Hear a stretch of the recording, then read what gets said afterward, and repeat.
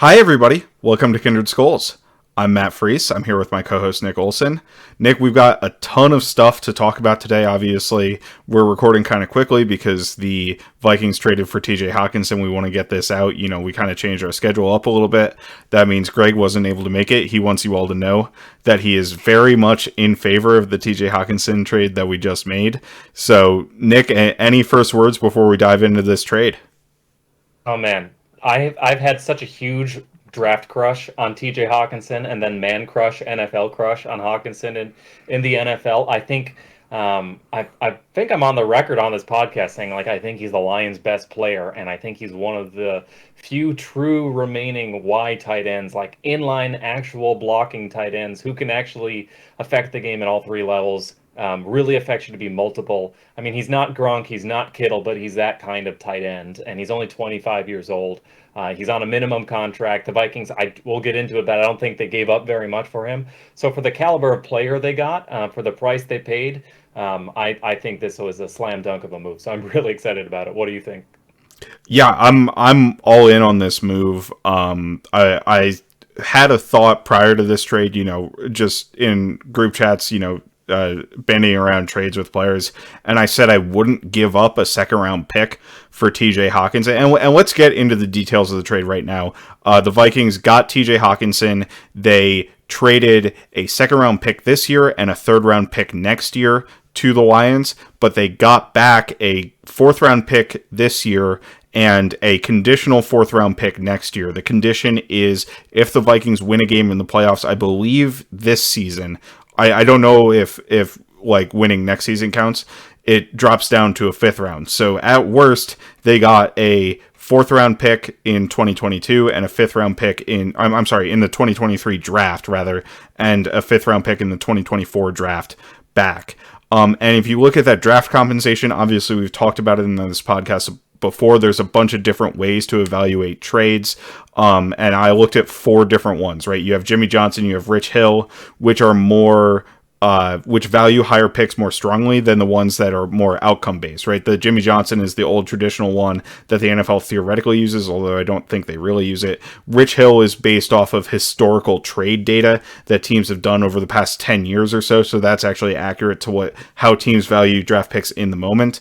And then the other two charts are from Over the Cap, which is Jason Fitzgerald and Brad Spielberger, and then the AV chart, which is Chase Stewart. The Fitzgerald Spielberger Over the Cap chart, which is probably my personal favorite chart of the bunch, outside of PFF War, which we don't have actual access to that data, so I can do the calculation quick.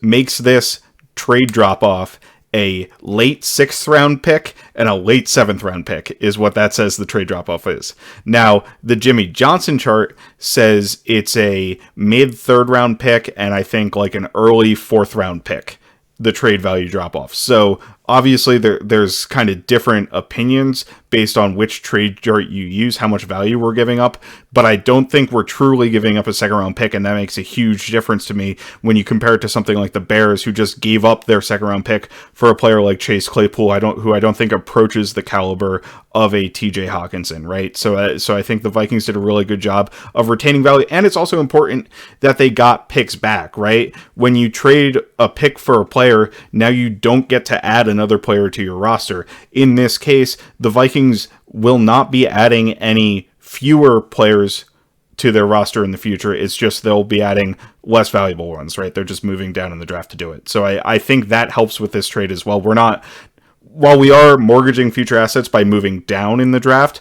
we're not completely losing those assets. So I really appreciate that portion of the move from Kwesi.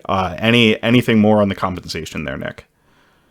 Yeah, I think the important point here is that the Vikings are going to have a low pick, at least unless the wheels fall off here. I mean, right now they're projected to have, I think, the 30th pick in the draft. Yes. We'll see if they actually wind up losing the NFC Championship game. But meanwhile, the Lions right now are projected to have the first pick in the NFL draft. So if that holds, I mean, we're talking about not a move down of 2 rounds, but we're talking about moving really just 1 round in a couple spots. So I conceptualize it as moving down 40 spots. That's to give a little buffer room because I doubt the Lions will finish with the first pick. I doubt the Vikings in all likelihood are probably going to fall a little bit short, at least projection wise, of the 30th pick. But you allow yourself a little bit of a buffer round. You're moving down 40 spots of the second round to the early fourth round. You're moving 40 spots unless they don't win a playoff game in the third round of the 2024 draft. That's not a lot of value to lose, especially for a player of TJ Hockenson. And the way the worst case scenario here, this is why I like the trade so much because I feel like there's so little risk. The worst case scenario is the Vikings move down from a late second rounder to an early fourth rounder in 2023. They move down from a late third rounder in 2024 to a late third rounder in 2024 to an early fourth rounder in 2024. Or I guess to an early fifth rounder if this is the worst case scenario. Vikings win a playoff game, but don't.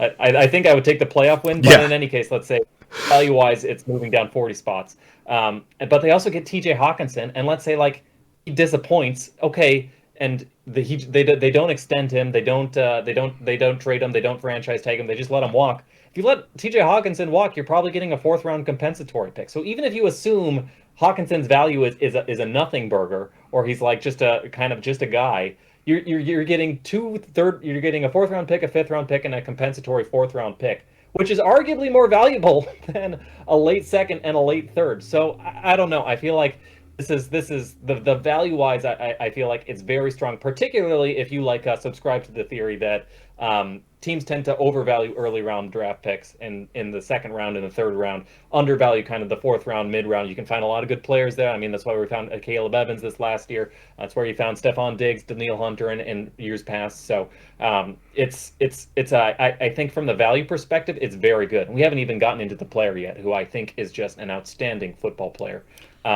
Was hit on the contract just really briefly. Hockenson still on his rookie contract, so he had a roster bonus, he had a signing bonus, but those cap hits stay with Detroit. For the Vikings this year, they pick up, I think, his like $910,000 salary, or at least the last 11 checks of his, the 17 game checks that he gets this year. So he's basically it's a minimum contract for the Vikings this year, basically free this year because he'll just take another spot on the 53-man roster. Technically, he takes Irv Smith's. We'll get to Irv Smith, but with Smith going on IR, that's the spot that Hockenson winds up taking. And then next year, he's got a little under $9.4 million due next year because the Lions picked up his fifth-year option, because that's what teams do when you have very good players. You pick up their fifth-year option. So he's fully guaranteed for next year, but I assume if this pans out, he's going to be one of the players they build around. He's going to be one of the players they're going to want to extend to bring down that $9.4 million cap hit. But tight ends are not. You can extend them for pretty cheap right now. Like the French, even if they wanted to have him play out at his 9.4 number, franchise tagging him if they wanted to. This year it was $10.9 million. If they do it next year, or if they do it at the end of 2023 when he's a free agent, it'll be like $13 million, which that's not really that much, especially for a guy who I think has a potential to be a top 5 Pro Bowl. I mean, he already is a Pro Bowl tight end, so that's really exciting. And again. Worst case scenario is you let him walk, you let him play out his contract, and you let him walk, and he gets you like a fourth round comp pick, maybe a third round comp pick. Obviously, that depends on him signing somewhere else for a sufficient number, but I think Hockenson is respected enough in league circles that he would get at least a fourth round compensatory pick.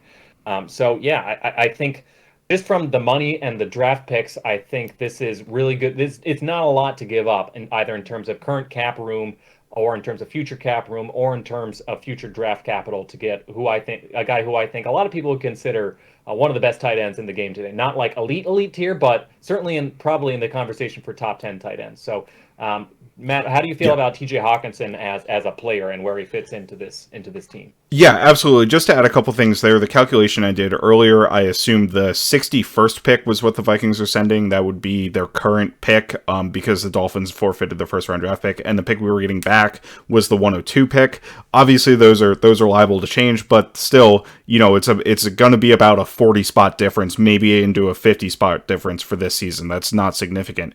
Secondly, having TJ Hockenson locked in at $9 million guaranteed next year, that's a steal for TJ Hockenson, for who I think he is as a player, and we'll get into that. I mean, $9 million is not a lot for a very strong player. The top of the market for tight ends is, that $15 million. David Njoku, who I think has performed very well this year, but I think Hockenson is a better player than, is getting, $12-13 million a season. So $9 million for one season of TJ Hockenson, or really just $10 million, just over $10 million for a season and a half of TJ Hockenson is really what we signed up for with this trade, at least, is an absolute steal for a player of his caliber. I think it's really good to see that with how he's developed.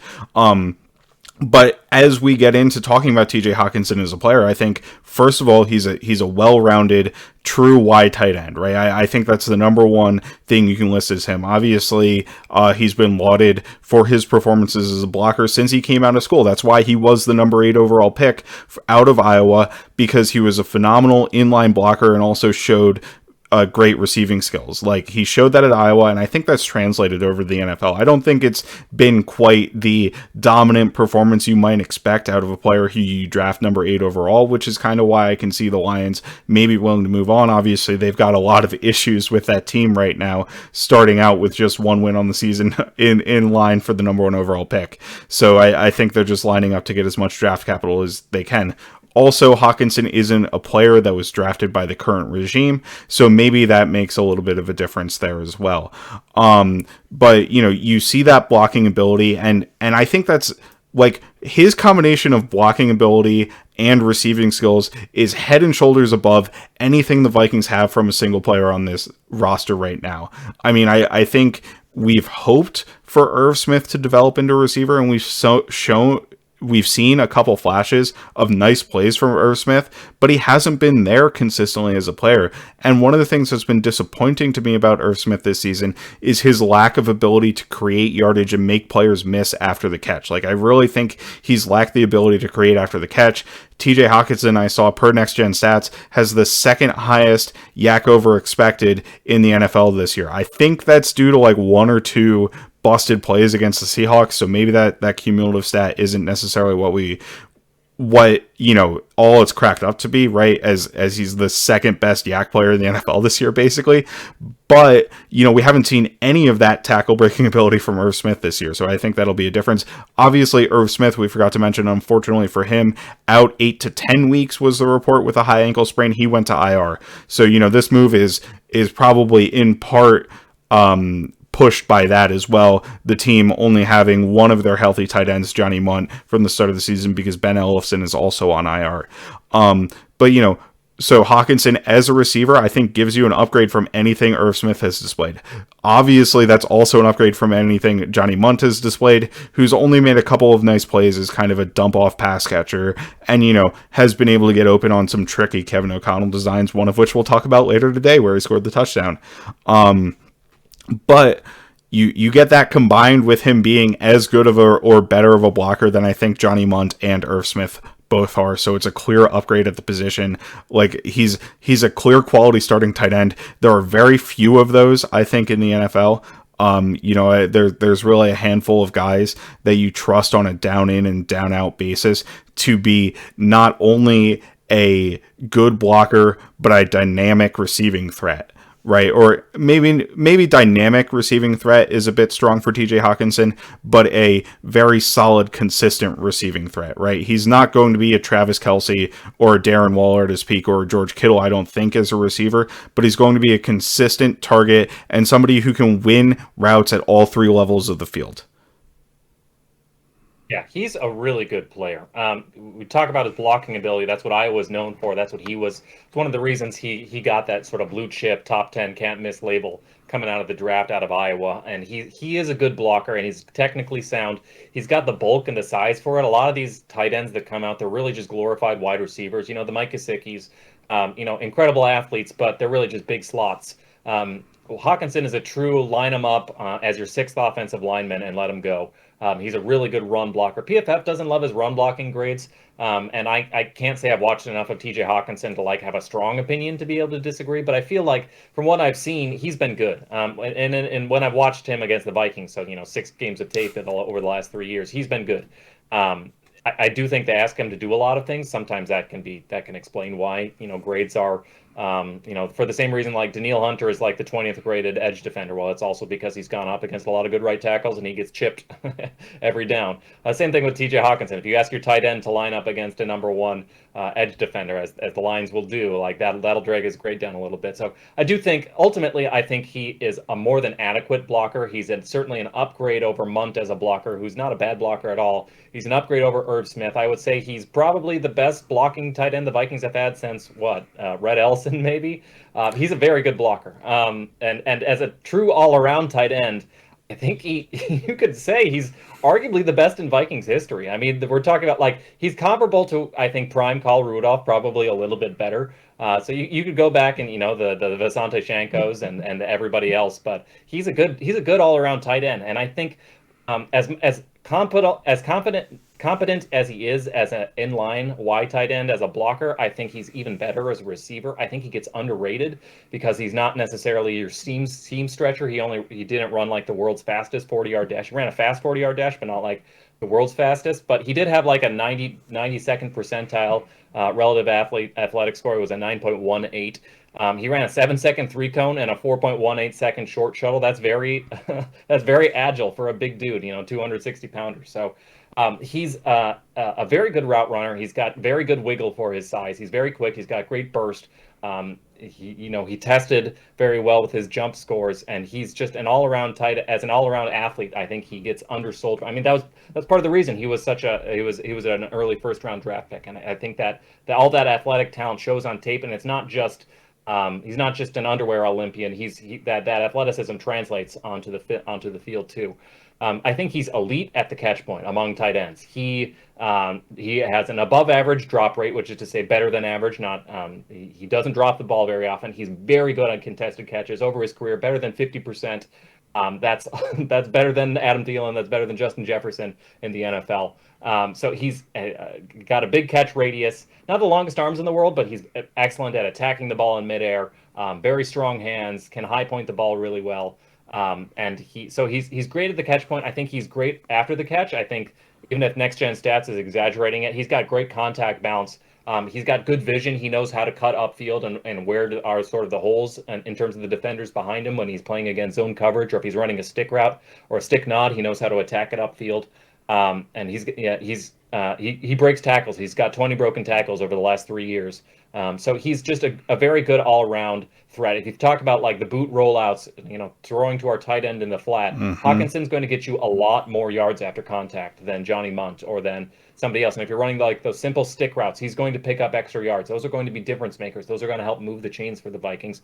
And he's also able to stretch the seams. I mean, he's not like the world's biggest athlete, but the thing about Hockenson, I think, is for the last few years in Detroit, he has been like the number one threat you think about, or it's like him and like Kenny Galladay, or him and the last couple of years Amon-Ra St. Brown. But like Hockenson is kind of like the one of the, if he's not the main threat, he's the 1B that defenses would key in on. Now he's going to a place where Justin Jefferson is going to get all the attention. Adam Thielen is the 1B. Hockenson is like your third tertiary receiver. That's going to allow him to have a lot better matchups. And the other thing that I think, just not just Hockenson himself, but like sort of the exponential way it all kind of builds on itself, is before like the Vikings kind of like tunneled themselves into a little bit of predictability with, if Irv Smith was on the field, they would bring out an extra defensive back, and it would be a kind of a tell that they were going to pass the ball. And when Johnny Munt came out, it was kind of a tell, okay, this is our run-heavy personnel. Teams kind of figured that out. Hockenson tips you off to nothing, so you're a lot more multiple. You can run out the same, same 5 skill players with Thielen, Osborne, Jefferson, Hockenson, and Dalvin Cook, which, by the way, that's one heck of a skill player talent.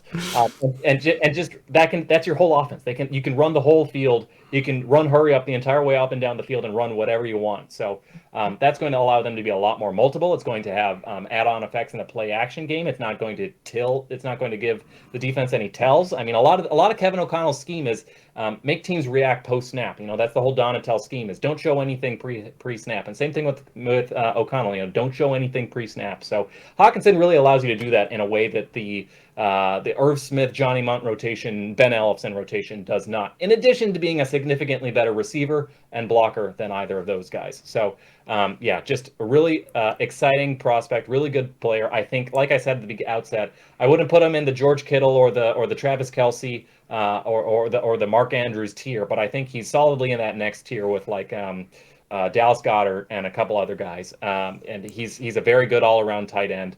I think this kind of tight end, this kind of wide tight end, goes as far as the scheme takes them. Because if Yep. you have like Bill Belichick scheming around Gronk, or you have Kyle Shanahan scheming around George Kittle, well, you have a player that allows you to be that multiple. It really opens things up for the offense. And last of all, I'll end on this. He's 25 years old, so he's still got a lot of potential left in him. He's still got, and he doesn't turn 26 until July next year. So he's a young 25. So this is a young ascending player with still a lot of good football left. He's still on his rookie contract. So just a really exciting player to build around. Even if he doesn't become, like an all-pro, he doesn't need to be, because with this offense already has Jefferson and Thielen and Dalvin Cook and everybody else. So I love the move, not just for the value they paid, but in terms of the player they're getting back and what it means for the offense.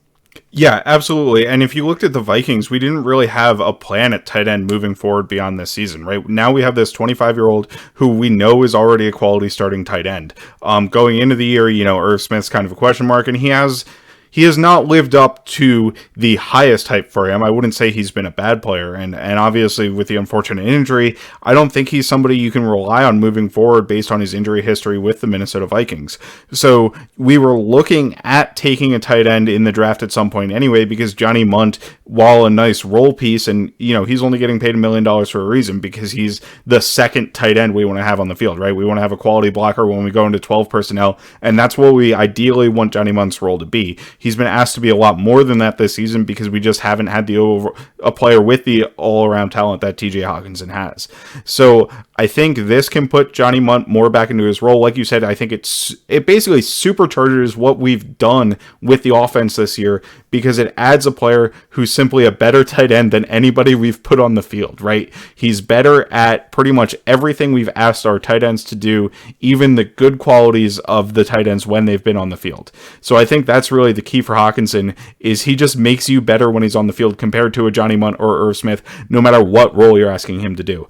And then just to tidy it up, this prevents us from having to use draft capital on a tight end in the future, which tight ends don't provide you immediate impact in the draft anyway. So that's typically a couple year wait before you see that impact from a tight end. It basically just shortens our future timeline at the tight end position, especially if we're able to extend them.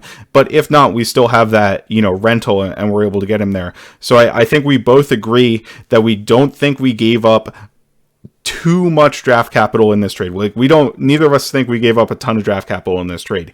Even if you look at it as a second round pick, I think the second round pick value is there simply because you don't have to spend a first or second round pick on a tight end who you think is capable of producing right away, because we just didn't have a guy on the roster projected for next season, right? So I think that helps you there as at least another 1 year rental. And then finally, we both think he's just a really good player. So overall, I think this is an A+ for me on the trade. Yeah, even if you take like the Jimmy Johnson view and say like, oh, well, I really like having the higher draft picks. Like, if you draft a tight end in the second round and he turns out to be TJ Hockenson, that's a really good result. Like, Yep. tight end is a need for this roster long term. If you get TJ Hockenson in the draft, that's a slam dunk. That's a home run. So just even if you take the pessimistic view of the value, which I disagree with, I think the Vikings moving down 40 spots or so in the draft twice, not that big of a deal. The talent curve gets a lot flatter by the time you're hitting the late second round. Mm-hmm. But even if you take the pessimist view, you're getting a very good player. Not like an elite blue chip player. I think he's got that potential. We'll see how it kind of depends on how he fits into this offense and how Kevin O'Connell uses him, and if he can take that next step. He certainly has I think some more potential to unlock. Any top 10 draft pick usually does. But even if you take the pessimistic view, like this is a very good return for what the Vikings gave up, and even if it doesn't pan out, they get like a compensatory pick down the road. So hard to I think criticize this one, even if you're trying to like nitpick it, look out for it. And I think if you take a little bit more of an optimist take, this is the kind of move that like This is the best offense Kirk Cousins ever played with, and you just look at the talent. Justin Jefferson, arguably the best wide receiver in the NFL. Adam Mm-hmm. Thielen, arguably the best second number two wide receiver in the NFL. TJ Hockenson, top 5, top 10-ish tight end.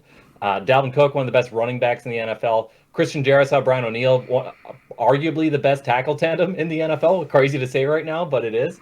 You got like KJ Osborne is you could Yeah. upgrade there and sign Odell Beckham if you want, and Ed Ingram hopefully can turn things in the pass game. But like this is a championship caliber offense. So really excited to see.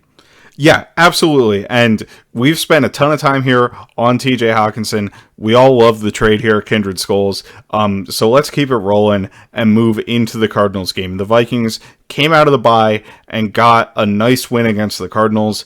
Once again, it kind of came down to the final drive, right? It's technically a one-score game with an 8-point differential, but I do think it felt a little bit better than most of the Vikings' previous one-score games. Like, I felt pretty confident throughout this game that the Vikings had a hold of it. There was a little bit of wavering when Kirk fumbled and the Cardinals were able to come close, but throughout the game, I think it's a little bit better performance than we've seen from the Vikings prior to the bye, and that's pretty encouraging, I think, overall. The number one headliner for this, I think, for both of us, is that the run game got going and it didn't stop the entire game. I think the Cardinals were a little bit too worried about the pass, leaving a ton of light boxes. They do lose run integrity with some of their blitzes and some of their just general defensive designs sometimes, and the offensive line was just absolutely rolling, kind of dominating the Cardinals both at the line of scrimmage, at the second level, and Dalvin was able to take advantage of it. Madison was able to take advantage of it too. Anything to add on the run game, Nick? Yeah, team average 6 yards per carry, and that's with Kirk Cousins 5.5 yards per carry, dragging it down.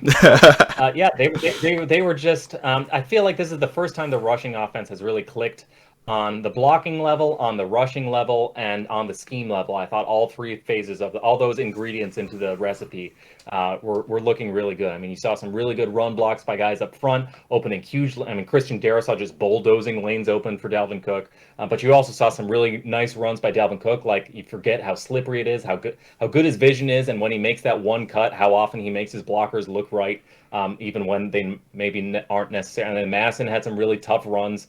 You saw the explosion, the burst to downfield, the ability to get yards after contact. And you saw some really great stuff with the scheme. A lot of it was just sort of wide zone, but they were adding little wrinkles. The execution was a little bit better. They had some counter. They had, I've been talking about how we need to see a little bit of a changeup, and I thought, the way they were sort of using counter steps in their zone game as sort of a changeup, I thought was really effective in this game too. And then their ability, I feel like they went into the bye looking at tendencies that they were trying to break, and they saw that they were so pass heavy out of shotgun. They came into this game and they ran out of shotgun, and they ran very effectively out of shotgun. We'll get into a little bit into tape talk, but that ability to run effectively from different schemes and from different alignments, and it all just kind of goes into being a little bit more multiple. And I love seeing good design paired with good blocking plus good running from the backs too. So executing on all three cylinders. Yeah, absolutely. And then in the past game, the Vikings went stagnant a couple times. We still had a bit of a 3-and-out problem, but when the offense was rolling, it was rolling, right? 5 touchdown drives. And the Cardinals really had no answers in those scenarios. A couple of really nice throws from Kirk Cousins and really nice situations where he was using his pocket presence and using his pocket movement skills to step up, pass the rush, and then deliver balls, or even run in this case. Like, I mean, obviously you have the incredible touchdown run, which every time I watch that play, I just watch Zach Allen and Marcus Golden, I think it is, dive at his feet because Kirk's just straight up outrunning him, and I laugh. It's one of the funniest things I've seen all year is those guys diving at Kirk's feet as he scrambles for a touchdown. But his ability to move up into the pocket, use his legs a little bit more, which is something he actually talked about before the bye wanting to do, and then just deliver on throws. I think trusting Justin Jefferson on that really nice contested catch Justin Jefferson had on third down was just a nice display of confidence, and it worked out even if it's not maybe the best decision you want your quarterback to make. I think that was good. Like, in general, I think he saved the Vikings from a lot of potential issues, with the exception of that sack fumble, but that's also probably mostly on Ed Ingram. Anything to add to the Kirk Cousins discourse? Yeah, he missed a couple throws early on, and his accuracy this year has been a little. I mean, for the past 4 or 5 years, he's Yeah. ranked top four in next gen stats completion percentage above expectation, and this year he ranks 20th. So kind of a weird aberration in terms of his accuracy. He still has some really impressive pinpoint throws. The highlight reel throws are still there, but just the down to down consistency is not there, which is weird because that's usually one of his calling cards. I'm sure it'll iron out as the season goes on, but just something to maybe keep note of. I thought one thing that was really interesting here is you mentioned that Justin Jefferson catch.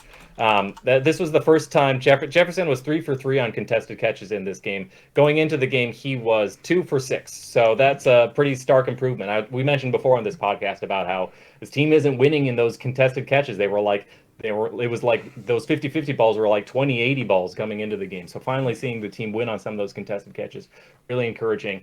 The other thing from the passing game that I'll kind of pull out, well, two things. One is that the protection looked really bad, and I think that Ed Ingram has been really struggling in pass protection. He was making mistakes. Some of it was like, yeah, J.J. Watt is still a really good player. If you get J.J. Watt one-on-one on Yep. Ed Ingram, that's not a recipe for success. But I actually thought Ed Ingram had a lot of really good snaps too. I mean, like still it was the bad outweighed the good, but I saw things to build off of, and it wasn't like. This wasn't Dakota Dozier where he has like he's getting embarrassed in some pass reps and then like he has like a lot of stalemates. I thought Ed Ingram had like really good wins in the pass game too, in addition to a couple key losses, including not getting enough of Isaiah Simmons on that blitz where it was the strip sack. He kind of blitzes down late and Ed Ingram pushes him, but he doesn't push him hard enough, and Simmons is still able to get to the quarterback. Good play by Simmons. But it's easy to get, I think, a lot of ire at Ed Ingram. I don't think you necessarily want to bench him because I'm not sure the next guy is going to be an Yeah. upgrade. I also think Ed Ingram's bringing a lot of value in the run game. I know Vikings fans are sick of hearing that, like, oh, this offensive lineman brings a lot of value in the run game, just if you ignore him giving up 3 sacks a game. But like with Ed Ingram, there's the potential for improvement, and two, like he is probably better than you think in pass protection, just because he has a lot of impressive reps too that you're not paying attention to necessarily, and then he's also a really good run blocker. The other thing I'll say is I thought this was the best pocket presence I've maybe ever seen from Kirk Cousins in a game. He had multiple throws that were just like, how did he do that? Like the throw right Yep. before the half to the end of the first half to set up that field goal try by Greg Joseph. He like climbs the pocket, steps to his left, evades another guy, and then plants his foot, throws off his back foot across the field to Adam Thielen to set up the field goal try. It's like, how did he do that? Another time, like he's getting dragged down to the ground, but he's able to like sort of evade it and just scramble upfield. Another time, he's in the middle of getting sacked, but he's kind of able to just get out of it long enough to get a throwaway instead of like a 7-yard sack or Hmm. something. Another time, like there was the time he could have run for it on that third down, and it wasn't quite the red zone, but it was close, and he decides to throw it and just whiffs on the throw. Talking about some of those accuracy issues, but Jefferson was open there. Cousins could have also thrown it, but like his ability to take negative plays that should have been sacks and turn them into either check down. There was another time he found Dalvin Cook, and Dalvin Cook was able to take it, I think, for like 10+ yards downfield too.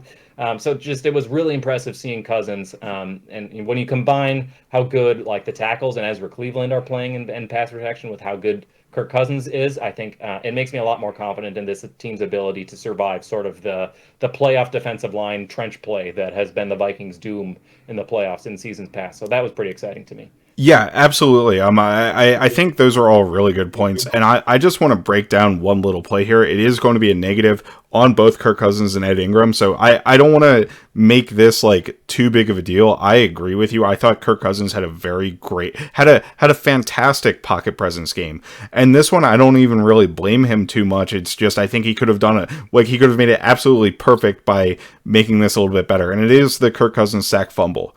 So on this play, the Vikings are running Mills, which is a post with a dig route underneath it. Justin Jefferson's running the dig route. The Cardinals show 6 men on the line of scrimmage. It's the typical Zimmer double A gap mug, and both players in the A gaps drop out. Kirk sees this blitz, understands what's going on with the coverage, and makes the correct read. I think he wants to throw the ball to Justin Jefferson. He actually said in his press conference after the game on the sack fumble that he wanted to throw the ball to Jefferson, and he was just waiting for the player to clear the linebacker. The problem is Ed Ingram, because of that mug, has a one-on-one with Isaiah Simmons, and he loses pretty badly. Kirk takes a hitch, and I think he can throw the football to Jefferson. Here, Jefferson has the defender, who's a linebacker, basically flat-footed, and he's about to cross his face. If Kirk throws with anticipation at that second hitch, I think he hits Justin Jefferson in stride, and it's a big gain. However, he turns it down and goes to his check down on Irv Smith. That gives Simmons enough time to just get his hand on the ball when Kirk is bringing the ball back. So I thought it was a good example of pocket movement because Kirk was able to move up into the pocket as well on this play. I don't think he did a bad job of pocket movement. It's just Ingram didn't quite give him enough space. So, he would have been able to evade it if Ingram had gotten another step of a push, and then it's probably an incompletion on a check down or something. We're not talking about it as much as a sack fumble because we'd be able to punt, and, the Cardinals wouldn't have gotten the fantastic field position that they did. So that was maybe a little bit too long to spend on a play that, in a game the Vikings won where we're praising Kirk Cousins a lot, but there is a slight room for improvement, I think, moving forward as well. But why don't we move on and talk about the Vikings designs in the low red zone? I know there's a couple plays in particular that you want to talk about because the Vikings were 5 for 5 in the red zone today, in the red zone because Kirk had that 17-yard scramble. And then there were just some absolutely fantastic play designs. On both of the touchdown runs from Madison and Cook, the Vikings had motion that drew Cardinals defenders completely out of the play, probably calling back to previous plays where the Vikings have exploited wide open players in the flat to get touchdowns, and it left massive running lanes for both Madison and Cook. And then, on the Johnny Munt TD, the KJ Osborne TD was just a really nice catch against man coverage on a route against man coverage. But the Johnny Munt TD, why don't you tell us about that one, Nick? Yeah, so last week against the Dolphins, they had a similar play, called Y delay because it's the Y tight end, and now it'll be TJ Hockenson running this play. The Y tight end sort of engages the blocker before pulling them into the quarterback and releasing upfield. And the hope is, if the quarterback survives long enough, you can kind of toss the man who would be responsible for man coverage on you and get wide open. That is what happens in this instance. It is what happened against the Dolphins. With the Dolphins, it was just a quick play action, turnaround, hit Irv Smith, who sort of, just gives like a quick shove and then go. With Johnny Munt, it was a little longer developing play because now they did the play action that had CJ Ham lined up as sort of like a sniffer or like an offset back. So you had like the pitch potential to CJ Ham, which they also threatened early on that third down run play that was, the big explosive earlier in the game.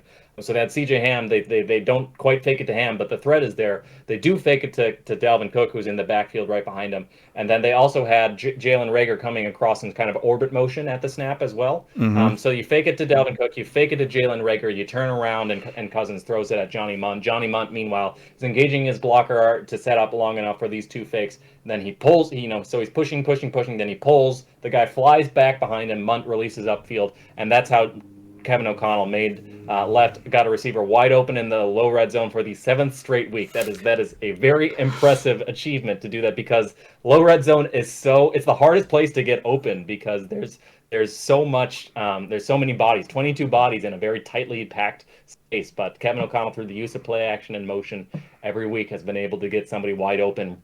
Seemingly, he makes it look so easy. So yeah, really appreciate that. On the Osborne touchdown, I just also know one thing they did there, and they did it a few times that play, is Cousins would come out and line up in empty, and then he would check to bring everybody in. And I thought it was a smart way for Kevin O'Connell and the offense to sort of suss out or sort of sniff out, figure out where the blitz is coming, who's blitzing, who's not.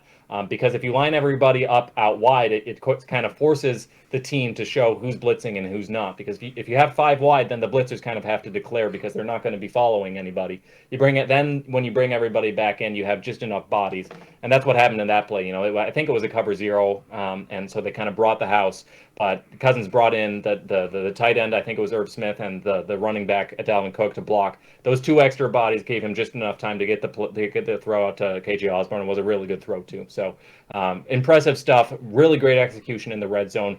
Most games you will not be 5 for 5 or 100% in getting touchdowns once you get down there, but the play calling is certainly lifting things, and the scheme, the protection calls and everything else was really impressive, and obviously made the difference in this game. Yeah, absolutely. Kevin O'Connell's bag of tricks in the low red zone seems endless, and I hope it stays that way throughout the season. The And crazy thing is like it's not just like he does it every week, but also every week he's throwing in new wrinkles. It's like, oh man, yep.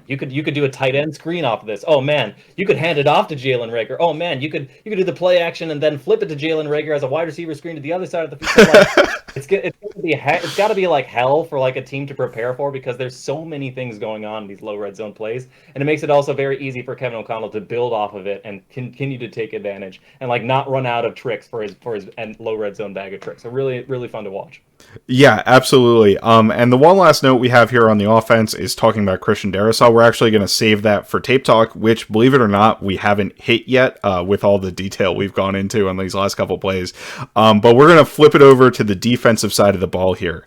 And I have something that I want to address right off the bat, because Cliff Kingsbury's play calling was absolutely infuriating to me. I think the run game design was Cliff has been praised for the run game design in the past. The run game design was atrocious in this game. There was one really nice play that they have that I'll get into a little bit, but like the offensive linemen and the blockers don't know where to go. Like on the first run play of the game, the center double teamed. I think it was Dalvin Tomlin. No, it was Harrison Phillips when he should have climbed up to Eric Kendricks. It left Eric Kendricks free in the hole, and Harrison Phillips also beat the center on the double team on the play to help combine for the tackle. Like, that's just inexcusably bad play there. There was another play later where, again, you have a tight end pulling around across the formation. He double teams Daniil Hunter instead of going up to Chandon Sullivan, who was in the box. And then there's a double team on the play that goes absolutely nowhere. It's supposed to get up to Eric Kendricks. That's the play where Eric Kendricks ran through in the backfield and got a tackle for a loss. Those are just inexcusable run design mistakes, but that doesn't even get to the passing game, which is just an absolute Mickey Mouse offense. Like, it's absolutely absurd. The only thing the Cardinals can do is throw screens and throw the football to DeAndre Hopkins, which, don't get me wrong, DeAndre Hopkins was a fantastic player. He had a phenomenal impact in this game. He kind of beat Cameron Dantzler like a drum throughout the game, which I don't think necessarily reflects the worst on Cameron Dantzler. Obviously, Hopkins is like a top 5 receiver, and I think he's showing that he still has that status after his suspension this year. But let me just give you the numbers. And this is before the Cardinals' final 3 drives, which were all desperation drives where they're passing every play. And the Vikings are in more of a prevent defense, so they're trying to move the ball down the field, right? So outside of those 3 drives, the Cardinals threw the Cardinals gave DeAndre Hopkins 10 targets, right? 10 targets to DeAndre Hopkins. They had 8 plays that were scrambles and sacks. They threw only 7 drop back passes to players that weren't DeAndre Hopkins, and they threw 14 screens. They threw 1 pass to DeAndre Hopkins in the entire first half that was not one pass to somebody other than DeAndre Hopkins in the entire first half that was not a screen pass. That was the third down pass that got deflected by Patrick Peterson in the end zone on their very first drive. Their other passes looked something like their second pass downfield to somebody who wasn't DeAndre Hopkins was the double move to Robbie Anderson on 3rd and 15 that got deflected by Patrick Peterson. The only thing that seemed to work when they were passing downfield was that one drive where they had the 2 Rondale Moore stop plays where it was like a quick curl, which is almost like a screen. Like, honestly, like Rondale Moore did a fantastic job on both of those 2 plays, and the tackling was atrocious, but that was like they just have no offense outside of screens and passes to DeAndre Hopkins. It's embarrassing. Like, I feel bad for Kyler, who didn't play his best game, but he just has absolutely no support from the play caller, and it's kind of ridiculous. Yeah, it's frustrating because you can clearly see this is a very talented offense. I mean, Kyler Murray, he's not the most consistent quarterback, but when you see him make those plays, the Vikings, I think, need to clean up their contain or their rush angles a little bit, because Kyler Murray was able to make him pay a number of times. I was able to scramble downfield, and he was able to. I mean, you can see how much both how athletic and elusive he is. There aren't many quarterbacks who make Daniil Hunter miss tackles as he's chasing them around.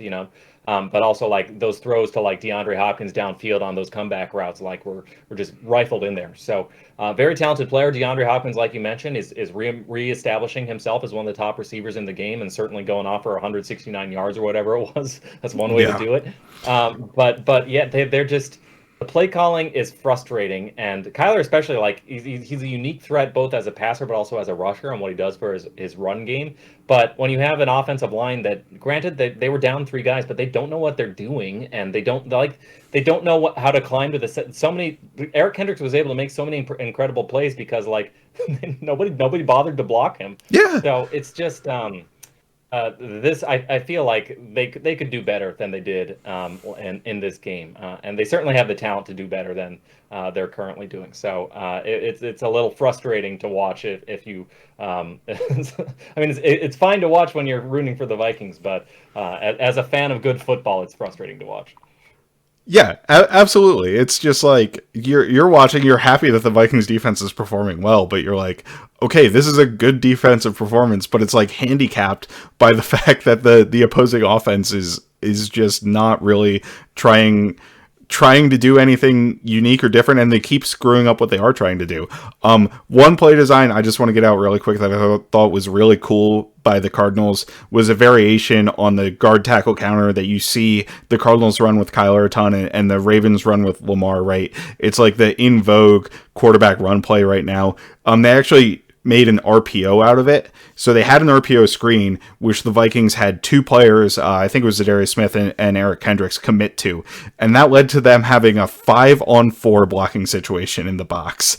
So they had just had tons of lead blockers for Kyler Murray. It was one of his like two designed runs the entire game, and it got them like 18 yards or something like that. It was a really nice play by the Cardinals. It was just a really cool little wrinkle and play design that gave them an even bigger advantage on GT counter, which is a play that the offense, when it's a quarterback running it, has a huge advantage on just because of numbers in the first place.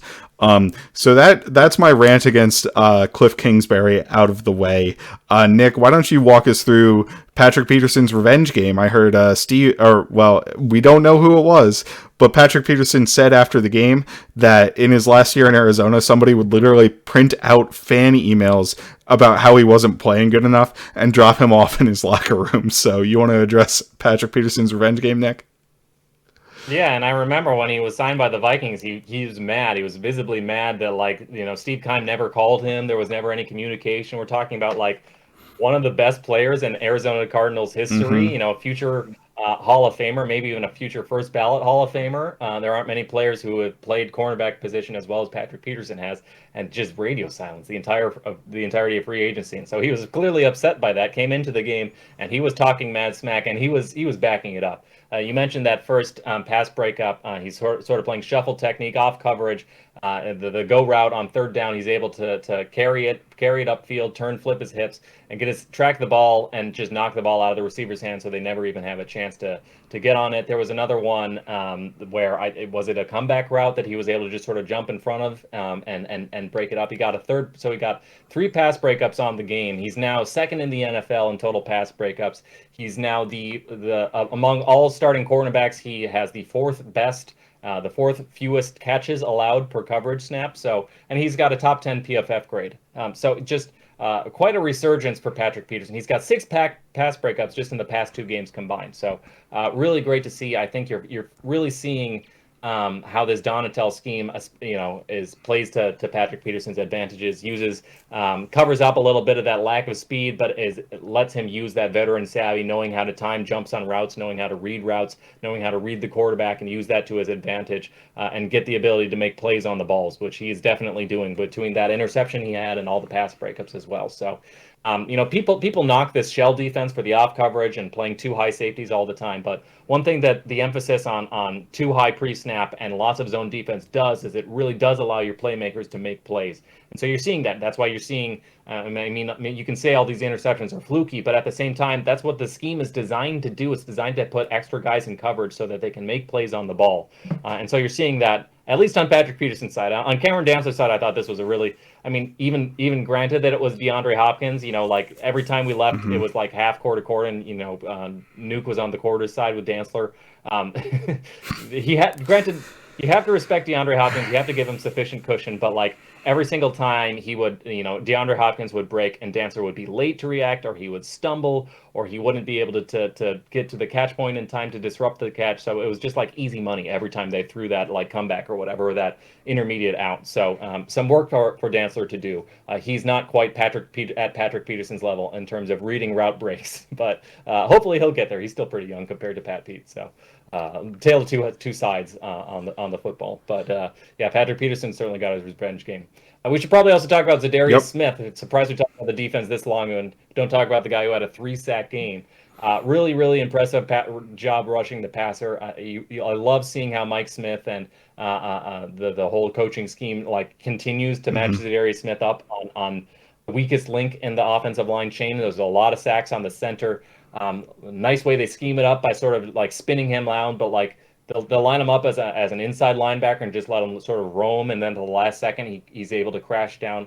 Zadarius Smith very good at both timing the snap so that he gets a really great jump on the offensive lineman. And that, in fact, there are times when they don't even really get a punch on him because by the time the center snaps the ball, Zadarius Smith is already at their shoulders. So he's really good at timing the snap, but he's also got a really good array of moves that allow him to win on the inside. In addition to winning on the outside, he's a good edge rusher too. But on the inside, he wins a lot with power. In fact, a lot of the Vikings were winning with power, kind of just bull rushing guys into Kyler Murray. Daniel Hunter was doing it all game, and you just. Between how long he is and how explosive he is, a lot of guys just don't have an answer for it. So why try something else? But Wanham did it too. Wanham did some really good job walking the left tackle into Kyler Murray too. So but Zadarius Smith especially, and on top of that, sort of like the heavy hands he has to walk guys into the quarterback, he's got a great swat move where he'll just sort of disengage. He'll attack one A gap out of the center, swat the hands, and then sort of juke move over to the other A gap and get right past him. He got a sack that way, and then he's also got sort of just a swim or an arm over kind of move, and both of them, all three of those moves get to the quarterback so quickly, both because of the path and because of how explosive he is and because of how good he is at timing the snap and because he kind of knows immediately how to immediately sort of disengage the offensive lineman and get right after the quarterback. So not surprising at all that Zadarius Smith had 3 sacks, he's now currently tied, I think, with Matthew Judon for most sacks in the NFL with 8.5. He leads the NFL by himself, no tie. He leads the NFL in tackles for a loss. I believe he is tied for 3rd in total pressures. So even though he's getting home a little bit above average, which that's something he does well, he's a good finisher, the pressure production is there as well. So, he came in with a cap hit of just over $3 million. He has been worth every single penny. So really impressive stuff from Zadarius Smith and really the whole pass rush. This was a great game all around for them. Yeah, absolutely. I thought the whole pass rush was great. I thought everybody had good games on the defensive line. I really don't think there was a negative performance. I mean, I know people are still frustrated with the lack of sacks from Danielle Hunter, but I thought he played very, very well in this game and should have had a sack on Kyler if Kyler wasn't, a 4.3 really quick twitch athlete. There's nobody in the NFL Danielle Hunter beat the right tackle immediately. He got a fantastic jump off the snap. He was in Kyler's lap, and Kyler was able to make the move to get around him and get out and kind of scramble. There's literally not a single defender in the NFL that could have made that tackle on Kyler. I don't think. But Zadarius Smith, like you mentioned, the quick pressure, especially getting him against the center, getting that matchup against a weak center in Billy Price, getting one-on-ones by forcing him to move around and kind of forcing the Cardinals to set their protections in particular ways was really impressive. One of the sacks, he was literally there before Kyler hit the top of his drop. It was absolutely ridiculous how quickly he was getting pressure. And when you have that kind of interior pressure, it's impossible to play quarterback. It's impossible to do literally anything if you're Kyler Murray. So it was really nice to see. Just one quick closing note for Pat Pete on me. I think he's seeing the game at a massively like a really high level, right? He baited that deep throw that to AJ Green by kind of looking like he was going to squat on the route, and then he had the recovery speed to get up and get it. He read a double move by Robbie Anderson really well and was able to, just completely smother that for a pass breakup on a late desperation 50-50 ball. And then he really jumped. It was a slight in-breaking route to Robbie Anderson, was his third pass breakup. He really jumped that just reading it well. I remember in the Dolphins game, he read things very well to kind of anticipate where Jalen Waddle, who's extremely fast, right? And Patrick Peterson probably doesn't have the athleticism to keep up with Jalen Waddle, but he had the smarts to keep up with Jalen Waddle and those route concepts and when he got that interception as well. So it's just a really, really impressive showing from Patrick Peterson in the past 2 games. Let's flip it over now, finally, to Tape Talk. We've got a couple topics to go over here. And Nick, you wanted to talk about the shotgun run, so hit us with it. It talks about the impressive passing plays in the low red zone, but I thought this week, Kevin O'Connell's he's like, okay, I'll scheme guys wide open in the low red zone. Let me do something even trickier. Let me show you how I can scheme up like easy walk-in rushing touchdowns in the low red zone, which is like even harder. But he did it. I thought the first one with Dalvin Cook was it was a split zone run. So that means you got the tight end slicing across the formation to make the block, and you also had Jalen Reagor running play side in the opposite direction. So the way it kind of works out, it's tough to run from the shotgun because the running back path your first step has to be towards the quarterback. So unless it's like a counter play, you kind of have to rush play side, which is, when you're under center, the running back path can go pretty much anywhere. So I thought the use of Jalen Reagor is a nice way of keeping the defensive front honest, because if they know that the run is going only, play side can only go one way, they can kind of cheat and immediately play a little bit heavier on that side a little bit. So the threat of Jalen Reagor cutting across the grain the other way is a nice way of keeping them honest. And there was also the threat of the pop pass to Jalen Reagor, or the RPO. It was possible for Cousins to hold it. Instead, he hands it off to Dalvin Cook, and it's just a really easy. It's just all that eye candy and all that the ability to sort of do a pop pass or a tight end screen or something else. All the different eye candy you're throwing at the linebackers prevents them from just immediately triggering downhill. They kind of have to. It holds them in place, and what that does is it allows Garrett Bradbury and Ed Ingram to make really, really easy climbing to the second level blocks, because all that eye candy sort of freezes them, prevents them from making a play. That allows Garrett Bradbury to get on his double team and climb to the first linebacker. It allows Ed Ingram to release easy upfield after helping out on his double team, and that those were the 2 linebackers who could have made a play on Dalvin Cook on the play. But instead, Dalvin Cook is able to just sort of walk in. I think eventually he gets touched. And then the second time around, was it Madison who made that run? Yeah. I think it was Madison the second time. I think it was actually Madison the first time and Cook the second time. Okay, maybe I'm mixing up my runs, but the second time around, Madison's able to. Well, you know what? Actually, that was the second one that I broke down first. The first, the first one, or the other one, it was Reagor making the play side. But it was still split zone, so that was, it was the same sort of situation where you're able to sort of, Isaiah Simmons was the guy who should have been in the fit, but he was sort of manned up on Jalen Reagor. And so because you've got Jalen Reagor, he motions across the field one way and then he motions across the other way.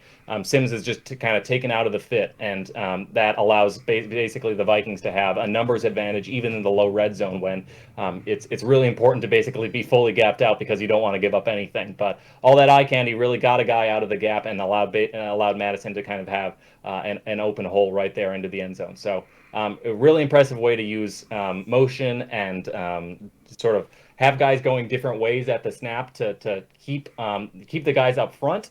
I'll keep them from sort of cheating towards where the ball's supposed to go, and also keep the second level defenders in place or going into the wrong place, distracted by where else they have to be. So really impressive job by Kevin O'Connell to make really 2 relatively easy runs for 2 rushing touchdowns. So I thought it was really impressive. Yeah, and I think something they might have keyed on is something the Cardinals didn't do, which is a lot of time when you have motion on the offensive side of the ball, the defensive line will shift and the linebackers will shift. The Cardinals weren't doing that. They were just having players run in man coverage with that motion, probably to prevent the things in the flat from being exploited in the flat. So or the Cardinals not shifting that defensive line. Maybe that's something Kevin O'Connell saw on tape for them and was able to key in that this is how motion will affect them, and we're going to be able to create massive numbers in the run game, which is what they did in the lower red zone to get that for the touchdown. So one thing, so the thing I have for Tape Talk, right, that I want to talk about is Christian Darrisaw and his absolutely dominant performance. I believe he's now the second graded overall offensive tackle by PFF, and I think he's earned it throughout the course of this season.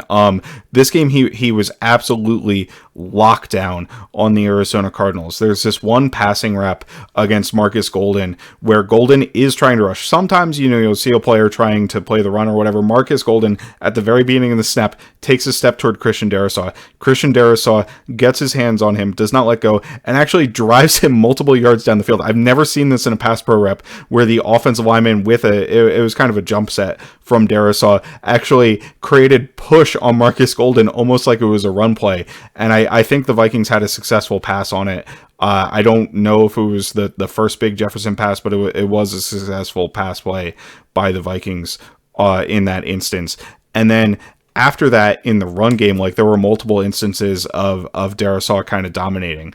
There was one play where Darrisaw and Cleveland combined to drive J.J. Watt back multiple yards. This is when the Vikings were backed up against the goal line. Alex Madison got a nice 10, 12-yard run against that, and Darrisaw in Cleveland was the main block up to the linebacker. They drove J.J. Watt, who had good technique against the run. So when you're playing double teams, what you want to do is you want to get your hip through the one double teamed player and try to prevent the other player from climbing to the second level with your hands. And Darrisaw and Cleveland were just able to drive Watt back into the linebacker's lap multiple times. So it's kind of destroying the technique because Watt wasn't able to hold his ground due to the easy power from Darrisaw, I think. I think also on stunts, you saw a really great performance and really great communication from Darrisaw and Cleveland. And it kind of puts into contrast the communication on the other side, which is not rock solid, whether it's between Bradbury and Ingram or Bradbury and O'Neal. I think they've struggled at times with stunts this season as well.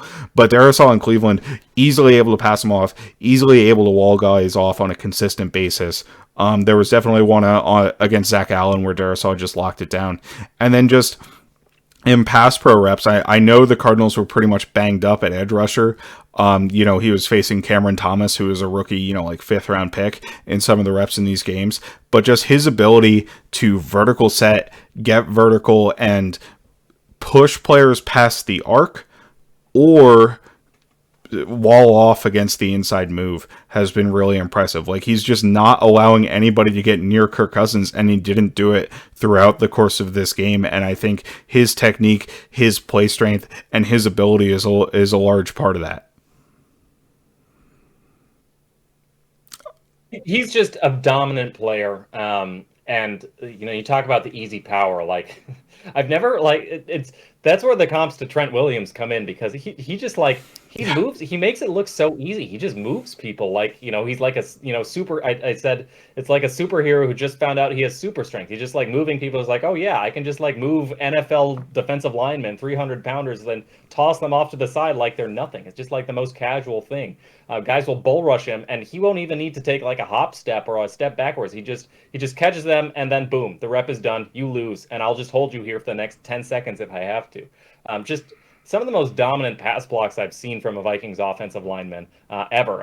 In this game was Darrisaw. He just obliterated the pass rushers. The crazy thing too is he still has some room to clean things up. His hand placement isn't always perfect. It's good, but it isn't always perfect. But even if he misses with his hands, his core strength and his the way he sets and anchors, he's just got such a stout anchor that even if he just catches guys by thumping his chest into them, usually that's still enough against a lot of guys. So and then you throw on top of that all the big running lanes he was opening up as well. Oh yeah. You can start talking about Christian Darrisaw as potentially the best player on the Vikings. Sounds crazy with a team with all the defensive stars and Justin Jefferson, but right now he is the Vikings' highest graded player, and I do think he's playing. The one caveat and that I would like to see is, and maybe we can tie this into the Commanders because that's that's the last thing we got for you today. Is I'd like to see him perform well against some of the best competition, and going up against Josh Sweat next week and going up against Von Miller the week afterwards is going to give him a little bit stiffer competition than what he's seen so far this year. And I think it'll be a really good litmus test to see just how good of a star the Vikings have in Christian Darrisaw. But really, really encouraging stuff. This play was just this game from him was just absolutely dominant all game long. Yeah, absolutely. And one thing I forgot that I wanted to add is talk about a play opening up lanes in the run game. There were a couple times where he had just opened up massive holes compared to where Darrisaw was by just setting an edge and pushing a player out wide. I'm sorry, compared to where Cleveland was setting an edge and pushing a player out wide. There was one where he pushed the defender, I think it was Zaven Collins, out so wide that a linebacker was free in the hole, and Dalvin Cook was able to make him miss without the linebacker even touching Cook because he just had so much space between where Cleveland was and where the edge defender was. So that was just really impressive. Him being a brick wall out there and preventing the defenders from moving him was just an absolutely dominant performance from Darrisaw in this game. And go ahead. He looks like a high school player who's like 5 years older than everybody else. I've never seen NFL defenders look like this, but just like tossing linebackers onto their ass in like the backfield, or just like moving guys over, just bowling them over. It's like it's the power that he has in his hands and hit the anchor that he has is just incredible. So fun to watch. Yeah, absolutely. And with that, that'll kind of wrap up the Cardinals review. We're not doing too bad on time here, Nick. We've hit an hour, but we had the whole TJ Hockenson conversation to get through, so that's pretty good for us, especially without Gregg to kind of keep us in check here. We'll move on to the Washington Commanders and keep it a little bit quick because honestly, I don't have a whole lot of respect for them as a football team. I don't think they're very good. Careful. Dangerous words, Matt. Yeah, I know. This is a new Vikings team, and I can feel better about that saying with this new regime as opposed to, all of the previous, 60 plus years of Vikings history, But anyway, we do have an interesting storyline where we have a Taylor Heineke revenge game. So we've gotten Teddy Bridgewater. We get Taylor Heineke in terms of a revenge game from the Washington Commanders. They do have some really quality receiving threats on the outside. Jahan Dotson has impressed a little bit so far this season. Terry McLaurin has really come on the past couple weeks, and he's a really, really talented wide receiver. He's probably a fringe top 10 player at the wide receiver position. On the flip side of that, their running backs is kind of a room full of questions. You do have the really inspiring story of Brian Robinson, right, who got shot in the leg, I believe, twice, and is this offseason and has come back to play already this season. However, I don't think he's performed all that well on the field. You've got Antonio Gibson, who's a talented player, but the Commanders seem kind of bent on getting rid of at the position, right? They drafted Robinson to replace him. They like to use J.D. McKissick a lot, or sometimes, I guess, in the passing game. Some games they'll use him a ton. Some games he kind of gets no usage. So what do you think of this Washington offense in general, Nick? I think you're right to call out Terry McLaurin as a top 10 receiver. He's like the new Allen Robinson. That's like, he's really freaking good, but just, man, get this guy a quarterback because please, I can't watch it anymore. Really good. He's got speed to beat you very deep, which is always dangerous with this Vikings defense and the lack of speed they have on the back end. But also just a really great route runner. Phenomenal at getting open. One of those few guys who's got a very, very good level of deep speed, but also very good change of separation speed as well. So there aren't many players with his ability to separate. And Curtis Samuel, not a great route runner necessarily, but a weapon, an offensive weapon you have to account for. All that said, Carson Wentz on IR, Taylor Heineke is now the quarterback in the game. He is not a starting caliber quarterback. You never know with backup quarterbacks playing the Vikings defense, so you got to respect him a little bit. But it's hard to be too scared of an offense commanded by Taylor Heineke. So no pun intended with the commander, but I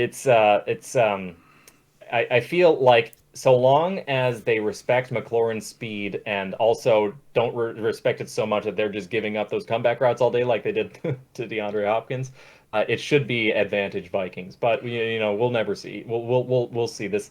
The offense certainly has the potential to get explosive, and for there to be missed tackles like the way there was last week or against the Dolphins too. So it's easy to envision yourself. If you take the Belichick route, it's easy to envision yourself losing to this team and this team running up the score. So, but we'll see. I don't necessarily think the odds are on that happening. Yeah, I think that's probably a bit more fair than I was at the beginning of the segment. Taylor Heineke, while I don't think he's a starting quality NFL quarterback, and we saw that kind of last year, and that's the reason they went to get Carson Wentz to replace him. He is frisky as an NFL quarterback, right? It's like Case Keenum-esque, where he's going to, he doesn't have a good arm, like he's got a pop gun arm, right? But he generally makes smart decisions. He can make a few plays with his legs. There will be boneheaded decisions in there. He's not the best athlete in the world, but he can extend plays with his legs, scramble, and kind of just make things happen and be pesky if he's still in the game, where he might have the opportunity to lead a game-winning drive, a la Case Keenum, not to the level of 2017 Case Keenum, obviously, but, someone who you do have to at least respect at the quarterback position, who can kind of give you a little bit of variance there, even if he's not a starting caliber quarterback on the whole. So, yeah, go ahead. Yeah, the hope is for the Washington is he's got that sort of Ryan Fitzpatrick-y or Case Keenum's a good he doesn't necessarily have the arm to make all the throws, but he still thinks he has the arm to make all the throws, and he's going to gosh darn it, he's going to try it. So not accurate or strong enough arm, but sees the field well and creates things by buying time in the pocket or out of the pocket. And that style of play works if you have the receivers and a little bit of luck. And I do think Washington has the receivers, at least with McLaurin. So the hope for Washington is that he creates some plays out of pulls the rabbit out of his hat. But the hope for the Vikings is he tries a lot of those plays and it results in a lot of picks and turnovers downfield, because he's going to be testing a zone defense that knows how to make quarterbacks pay when they take chances like that. Yep, absolutely. So why don't we roll it over to the defense here? Just a quick look at the defense. I mean, from a roster perspective, the front four, obviously massive investment in pretty much every player up there. Montez Sweat, Chase Young. Is Chase Young healthy for this game? Is he back yet, or is he still out with the injury? I don't think he is, which is a big loss for Washington. Yeah. And then Jonathan Allen, the other Alabama nose tackle, Deron Payne, just a lot of first round picks and a lot of Alabama players, which is generally a pretty good sign for your front four. And the Commanders are second in run defense DVOA. I keep wanting to say the football team, which is a better name than the Commanders, first of all. Actually, that's really the reason I can't respect the Commanders, is because they went with the Commanders over the Washington football team. So they're second in run defensive DVOA is what I'm trying to get out, but they're 28th in pass defensive DVOA. They just traded arguably their best corner. Honestly, maybe not even arguably, like their best corner in William Jackson. So I don't know if that pass defense is going to get any better. I think it's ripe for exploitation by the Vikings defense. And if that's not Justin Jefferson, because they're like using the Lions strategy of jamming Justin Jefferson and keeping a safety every single play and keeping a safety over top of him, that's the Vikings secondary wide receivers, and potentially TJ Hockenson if we see him in the mix, having a big day against this Washington secondary. So even if the ground game isn't able to get going, even if they aren't able to keep it rolling like they had in the past couple weeks, I expect us to have a field day in passing. And if Washington really wants to commit a lot of bodies to the pass, I think we showed last week against a team that's willing to commit a lot of bodies to the pass that we can run the ball effectively even out of shotgun. So I think our offense, if we are able to keep rolling what we showed in the Cardinals game, which we covered that quite a bit, we're going to be able to be pretty effective against this defense. There's honestly not a single member of the secondary that concerns me against our passing weapons. Definitely. I mean, they're a little banged up in the secondary, but they got the ghost of or they got Kendall Fuller, Benjamin St-Juste. I mean, these aren't guys that can necessarily keep up with Adam Thielen, Justin Jefferson, or TJ Hockenson. But I think you're right, and keying in on this front four, even if they don't have Chase Young, and I guess he's set to be activated off PUP. He's been inactive all year, but there's an outside chance. I think it would be pretty aggressive to make him return for this game, but that's why I say I don't think he is. But even if he's not, Montez Sweat playing extremely well. Jonathan Allen, one of the most under the radar Mm-hmm. interior defensive linemen. That's a nightmare matchup against Ed Ingram. Darren Payne, also very, very good. So they've got a lot of horses in their front four. You mentioned the investment. All these guys, first rounders or first, second rounders. So it's going to make it tough sledding for the running game and for the pass protection to hold up. But I think you can construct an offense out of a quick passing game, take advantage of the back seven, which I do not think is particularly talented. I guess Cameron Curl's playing pretty well this year, but in terms of just how I expect them to play, I'm not sure this secondary is going to. I mean, you look at the Vikings' weapons, especially you had TJ Hockenson, and you look at the Commanders' weapons are their defenders in the back seven. I think that's clearly strong advantage Vikings. So hopefully that's how it plays out on Sunday. Yeah, and I think, you can construct a narrative just based on that, where the Vikings do struggle in this game. Obviously, if you can't win at the line of scrimmage, that's really going to limit your ability to score points, right? Like, so if the talent up front for Washington kind of dominates the line of scrimmage and the Vikings can't give Kirk Cousins time, they can't get anything going in the running game, you could see this going south for the offense. And then Washington has enough weapons on their offensive side, with Terry McLaurin to keep it an interesting game and maybe pull something out. But I think if the Vikings are losing this game, it's going to be a very ugly, potentially low scoring game, where if it's a lot of points from this game, I think it's a pretty clear Vikings victory where they kind of have a dominant offensive performance. Any kind of final thoughts and how you expect the game to go, Nick?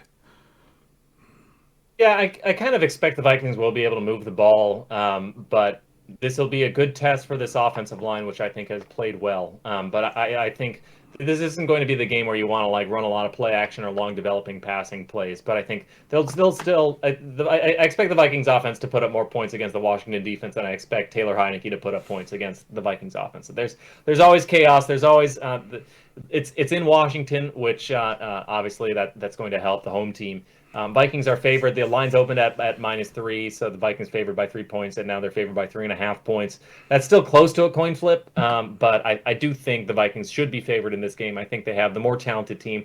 I also kind of think just generally teams are kind of sleeping on the Vikings because it looks like all 5 straight one-score games seems kind of fluky. But if you just look at how the players are executing and what the scheme looks like, they're playing like a top 5 team in football. So I think even in an away game against a backup quarterback, you should definitely be favoring the Vikings in this one. So, and that's not to jinx us because anything can happen in football, and the Commanders have a lot of really talented players too. But I think it's clear advantage Vikings for this one. Yeah, absolutely. I'm 100% on board with you. Clear advantage Vikings on this one. And I think that's going to about wrap it up for our show today. Do you have any final thoughts or anything we didn't get to that you want to mention, Nick? I love TJ Hockenson. Excellent. I think you might have already mentioned that one, but I'll let it slide for one final mention there. So yeah, we are Kindred Skulls. You can find us at Kindred Skulls on Twitter. I am Matt Freese. You can find me at Fries Football. He is Nick Olson. You can find him at Nick Olson NFL. Our co-host Gregg Blake is at You've Been Gregged. You can find Kindred Skulls on YouTube, on Spotify, on iTunes, wherever you get your podcasts. Please leave us those 5-star reviews, just like we're reviewing the TJ Hockenson trade is 5 stars for the Minnesota Vikings. You should leave us a 5-star review on iTunes, on Spotify, wherever you can actually do that. It just warms the cockles of Nick's cold, now a little bit warmer because of TJ Hockenson heart. But yeah, here we go. I think that's all we have for the day. Skol Vikings. Oh, baby. Go, baby. The first round corner wouldn't do us any harm. Oh, another first round corner wouldn't do us any harm. Oh, another first round corner wouldn't do us any harm. And we'll all cheer on behind. And we'll